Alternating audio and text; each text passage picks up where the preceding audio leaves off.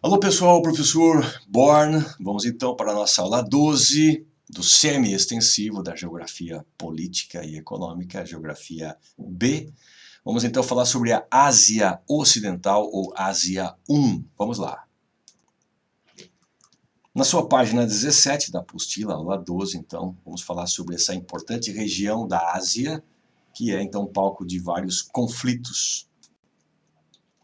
Nessa imagem aqui, para a gente pensar, então, temos então uma imagem crítica do Tio Sam, personagem criado em 1812, que vem culturalmente e historicamente representando a nação mais poderosa do planeta, que, onde faz suas relações externas, relações internacionais, comete diversos, então, desastres humanitários, né?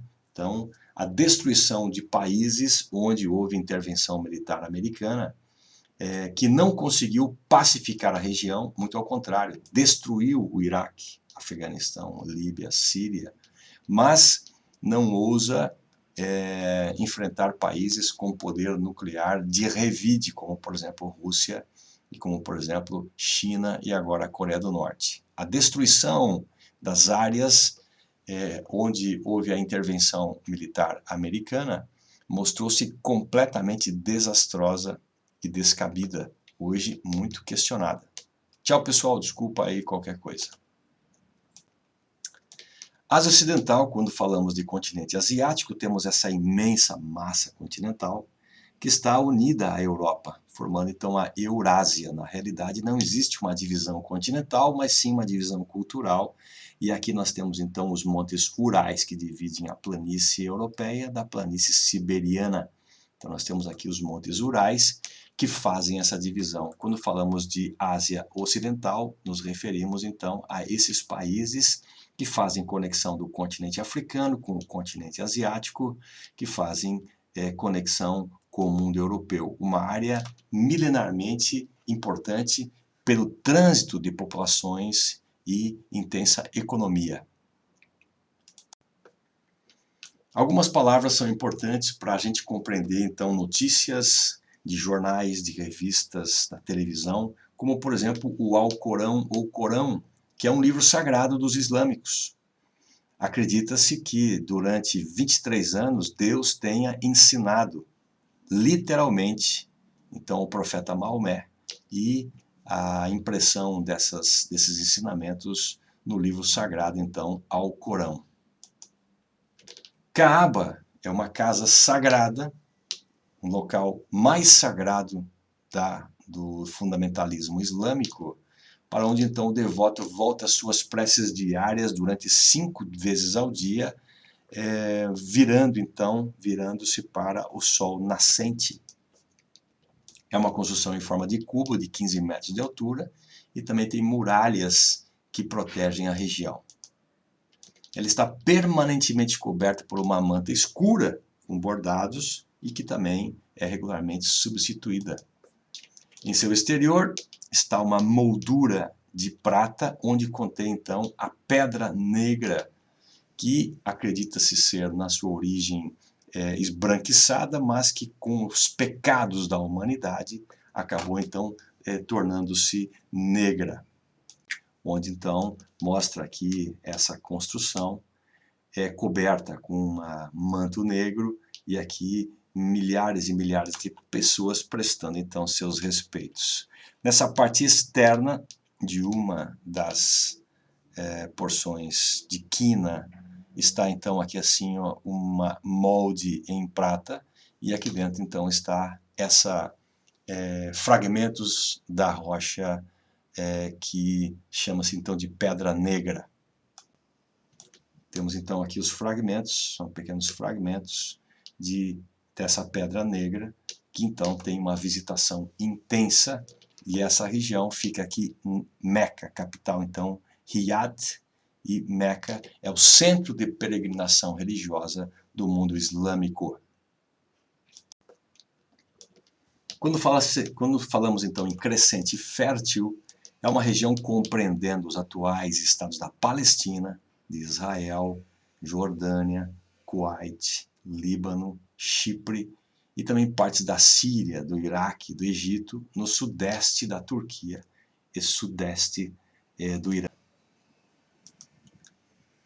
O Fatah é uma confederação multipartidária política e com um braço militar fundada em 59 pelo engenheiro Yasser Arafat e defende a luta pela libertação da Palestina de Israel. Trata-se de uma organização nacionalista e que anteriormente atuava através de atentados com homens-bomba contra Israel, mas que atualmente busca a reconciliação entre palestinos e israelenses. Com essa nova compreensão de negociações, passou então a ter aceitação internacional. Já o Hamas, então, os Estados Unidos consideram como uma organização terrorista, enquanto os outros países apenas consideram terrorista o seu braço armado político. Então, o Hamas possui um braço político e também um braço armado.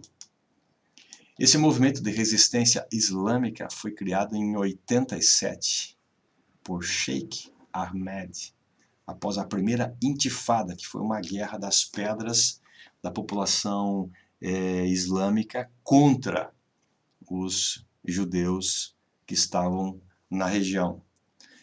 Defende que a Palestina seja uma terra islâmica e prega o estabelecimento de um Estado islâmico em toda a Palestina, com capital Jerusalém. Jerusalém, cidade muito importante, culturalmente, pois o Muro das Lamentações judaico está nessa cidade. Jesus de Nazaré foi crucificado no Monte Gólgota, nessa cidade, e também onde Maomé, assim que morre, ele sobe aos céus, nessa cidade também. Então, símbolos de grande relevância religiosa nessa cidade de Jerusalém. O Hamas é de orientação sunita e possui um braço político e armado. Atua principalmente na faixa de Gaza e é o mais importante movimento político palestino atualmente. Em 2006, o Hamas ganhou a maioria dos assentos no parlamento, gerando forte conflito entre o Hamas e o Fatah. O Fatah atualmente mantém o controle da Cisjordânia e o Hamas na faixa de Gaza. Quando se fala de Hezbollah, ou Hizbollah, traduzido como Partido de Deus, organização política e paramilitar fundamentalista islâmica xiita, sediada então no Líbano. Xiita são os grupos que entendem que a descendência, assim que aconteceu o falecimento então de Maomé, a linhagem familiar é que deveria então assumir o comando da religiosidade islâmica. Atua também em diversos serviços sociais, além de operar escolas, hospitais e serviços agrícolas para milhares de sul-libaneses, financiados então por outros países como Iraque. Irã, Iraque, desde as décadas de 80, defende a criação de um Estado Islâmico no Líbano. Quando falamos em Mesopotâmia, temos uma região de planície fértil entre os rios Tigre e Eufrates, no atual Iraque. Quando falamos em Palestina, região entre o Mar Morto, Rio Jordão e Mediterrâneo, área que abrange o sul do Líbano, Israel, Jordânia e faixa de Gaza, e disputada entre israelitas e palestinos. Primavera Árabe foi uma disputa da população para retirar do poder governos que estavam já há mais de 20 anos. Protestos, então, no norte do continente africano, também chamado de África Verde, não pela vegetação, mas pela participação da juventude na política nacional, e também no Oriente Médio, organizados pela população para derrubar governos ditadores. O Ramadã, ou Ramadão, é o 9º mês do calendário islâmico. Os islâmicos seguem o calendário lunar e não o calendário solar. no qual a maioria dos muçulmanos pratica o seu jejum ritual de um dia, o quarto dos 5 pilares do Islã. É compreendido como o mês em que o Alcorão foi revelado para a população de fiéis e nele contém orientações para a humanidade. Tempo de renovação de fé, prática de caridade, vivência na fraternidade e atenção aos valores da vida familiar. Salah são as orações e meditações que os fiéis devem realizar 5 vezes por dia. Sharia, código de leis e base de elaboração das leis islâmicas. Sunitas e xiitas são os 2 principais grupos do Islã. Os sunitas acreditam que, após a morte de Maomé, qualquer pessoa com vocação religiosa pode, então, assumir a orientação da compreensão islâmica. Já os xiitas acreditam que a linhagem familiar seja, então, a mais apta a, então, orientar as questões religiosas. Surata seria a subdivisão do Alcorão, correspondente aos capítulos da Bíblia. Grupos revolucionários na região, quando os Estados Unidos começou a fazer, então, as intervenções militares, acreditou que, acabando com a Al-Qaeda ou reduzindo sua força, haveria, então, uma diminuição dos grupos insurgentes. Mas, quando aconteceu, então, os ataques militares contra a Al-Qaeda, diversos outros grupos passaram a surgir, como o Hamas, como o Jihad Islâmico, o Hezbollah, Al-Jihad, Organização Abu Nidal, Frente para a Libertação da Palestina, Brigada dos Mártires dos Al-Aqsa, grupos Abu Sayyaf, Grupo Islâmico Armado, Kashf, o Partido dos Trabalhadores do Kurdistão, ETA, IRA, Ensinamentos de Verdade Suprema, Exército de Libertação Nacional do Irã, Tigres Tamis, considerados então como grupos terroristas pelos Estados Unidos. Quando falamos de Ásia Ocidental, então nós temos uma conexão continental. Essa região aqui é uma conexão continental entre África, Ásia e também Europa. O continente asiático possui múltiplas paisagens, desde Círculo Polar Ártico de extremo frio ao norte, a regiões mais próximas à linha do Equador, com grandes montanhas aqui no oeste da China, com áreas desérticas, áreas muito diversas, múltiplas paisagens, portanto. Continente mais populoso do mundo, com China e Índia, sendo então os continentes, os países com maior população. Ponto de grande tensão política nessa região devido à área de passagem e atualmente ser o ponto onde concentra a maior quantidade de petróleo do planeta. Os recursos hídricos, por ser uma região desértica, por serem regiões desérticas, inclusive no norte da África, são palco de constantes guerras pela disputa da água. Essa região é berço, a Ásia, o continente asiático, berço de religiões, por exemplo, o judaísmo, o cristianismo, islamismo, zoroastrismo, hinduísmo, budismo, taoísmo. Essa região, como ela centra 3 bases religiosas de grande relevância, judaísmo, cristianismo e islamismo, deveria ser um dos centros de paz internacional. E é o que não acontece. Quando falamos de Ásia Ocidental, temos aqui a Turquia. É um país que tem uma porção dentro da Ásia e a outra porção aqui separada pelo Estreito de Bósforo, que aqui está unido, mas aqui nós temos uma separação, que conecta o Mar Mediterrâneo ao Mar Negro, e uma pequena parcela, então, da Turquia está no mundo europeu. Uma área pequena, um país pequeno de 783 mil quilômetros quadrados. Capital Ankara. Quer integrar a União Europeia, mas sofre restrições por ser de maioria islâmica e ter a presença de curdos em seu país. Dominam o norte da ilha de Chipre, aqui nós temos o Chipre. O norte é dominado pela Turquia e não é aceito como República Turca pela ONU. Então, mais uma das restrições à entrada da Turquia no mundo europeu. Quando falamos em curdos, temos então aqui Israel, temos aqui o Líbano, temos aqui a Síria, temos aqui a Turquia, temos aqui o Irã, o Iraque, e essa região intermediária entre esses países é onde habitam os curdos, que é um povo que não tem território e luta por criar um país para si. É a maior nação sem território do mundo.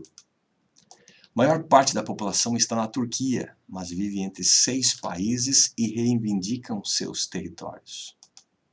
Em geral, tem seus direitos políticos negados. O exército Peshmerga é uma força militar que luta para a independência do Kurdistão e é motivo de graves tensões. Quando os Estados Unidos fez então a invasão do Iraque para a derrubada do Saddam Hussein, propôs unificação e parceria com os curdos, o que agravou a situação desse povo, sendo visto de forma com desconfiança pelos demais países da região. A Síria está entre a Ásia e a Europa também, a Síria, um país então de grande relevância pela riqueza de petróleo, uma área de 185 mil quilômetros quadrados, capital Damasco, e possui saída para o mar Mediterrâneo. Então, a Europa e Estados Unidos, eles têm um interesse muito grande em poder encostar seus navios aqui e buscar o petróleo desse país. Mas o presidente Bashar al-Assad, apoiado por uma maioria da população, não quer negociar ou vender, então, as áreas petrolíferas dessa área. O clima desértico e a região rica em petróleo são pontos, então, de grande tensão na região. O presidente Bashar al-Assad tem apoio dos alauítas, então, grupos xiitas querem tomar o poder. Grupos sunitas querem tomar o poder, mas grande parte da população, por ele ser um alauíta, então,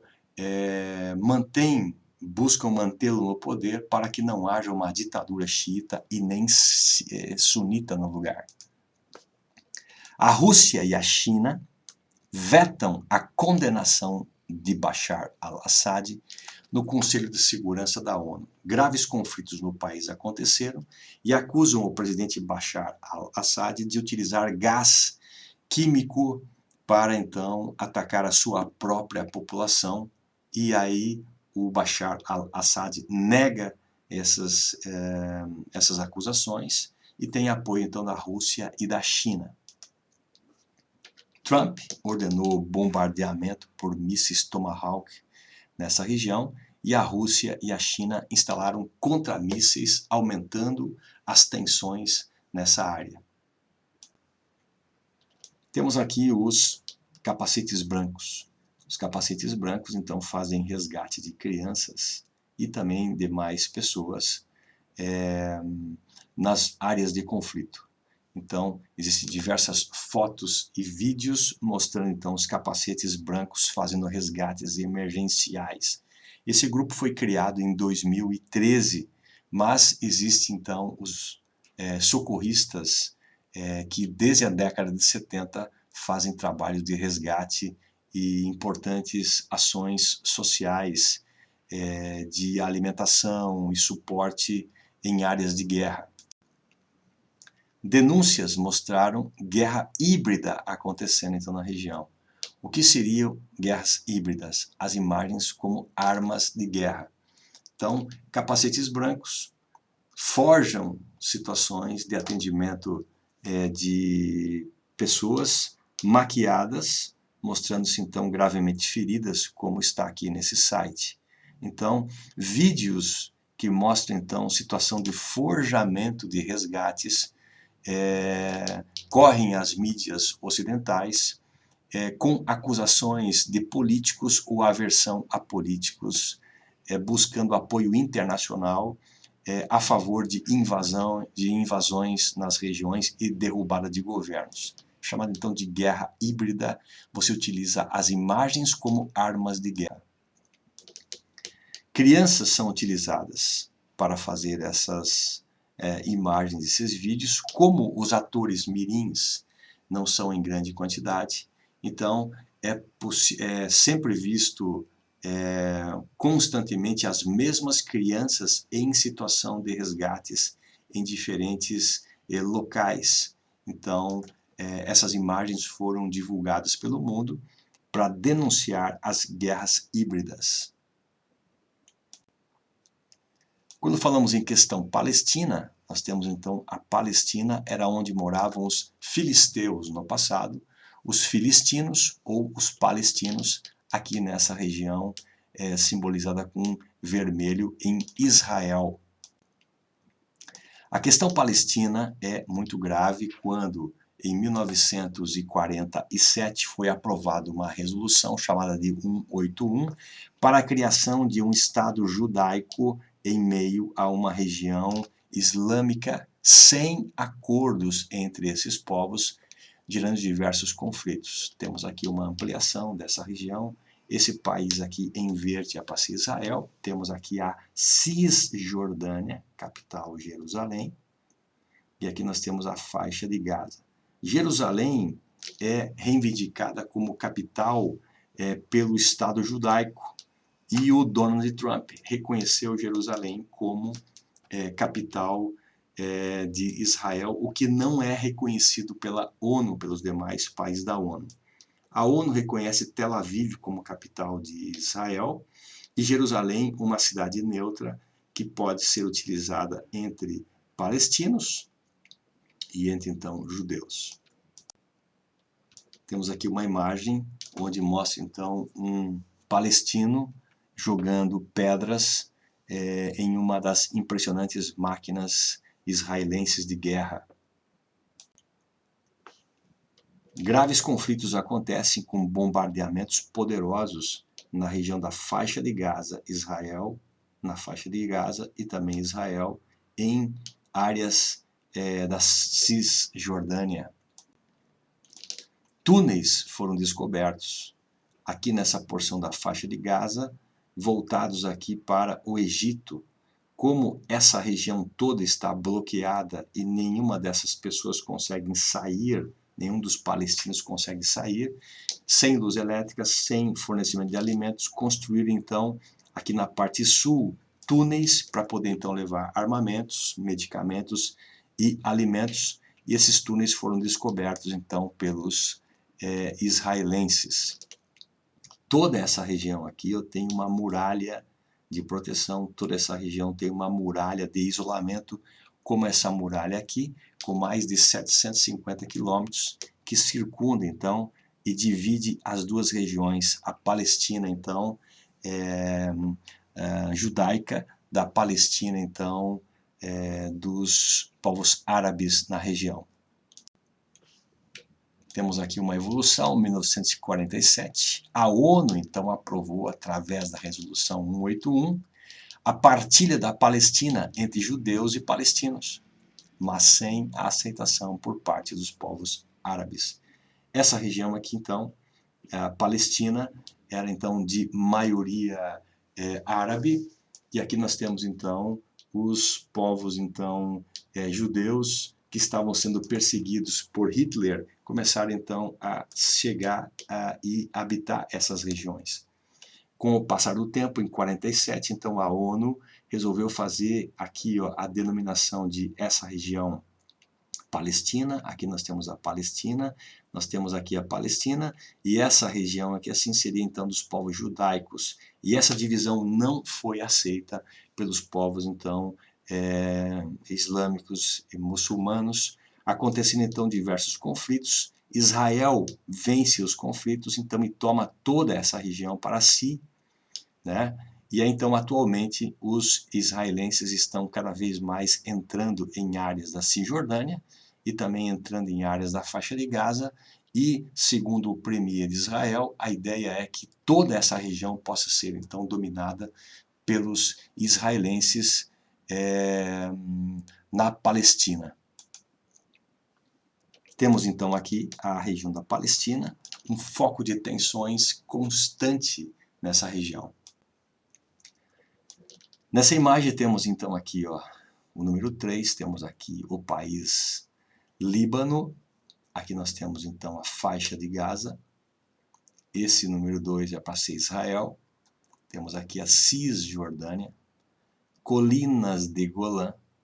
Temos aqui a Síria. Temos, então, aqui a Jordânia, em oposição à Cisjordânia. Temos, então, aqui, assim, a Península do Sinai. Temos, então, aqui ó, o Egito. E temos, então, aqui a Arábia Saudita. Essa região arábica, então, ela possui, então, diversos países. O Irã. O Irã é o grande país dessa região.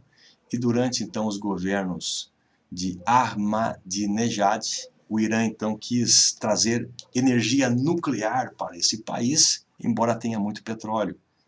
Energia nuclear nesse país para a produção de energia elétrica, como o Brasil tem. Na época do Ahmadinejad, em 2005, 2006, 2007, o Brasil apoiou que esse país pudesse, então, ter a energia elétrica, mas não bombas nucleares, o que gerou uma indisposição entre os países europeus e americanos frente às políticas de apoio do Brasil ao Irã.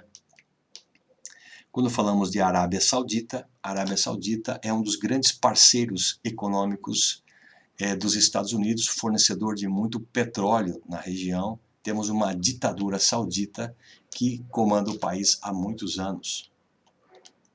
A região do Iêmen é acusada de proteger grupos de Al-Qaeda e sofre constantes invasões americanas nessa região. Os Emirados Árabes são países de grande riqueza e frente, então, à previsão de fim do petróleo, estão investindo em áreas turísticas de altíssimo padrão aqui, com grandes sistemas de hotelaria e atendimento turístico. Temos aqui Catar, um pequeno país, também produtor de petróleo do mundo árabe e pertencente também à OPEP, Organização dos Países Exportadores de Petróleo. Temos uma pequena ilha chamada então de Bahrein, um dos grandes e poderosos pontos de venda de petróleo.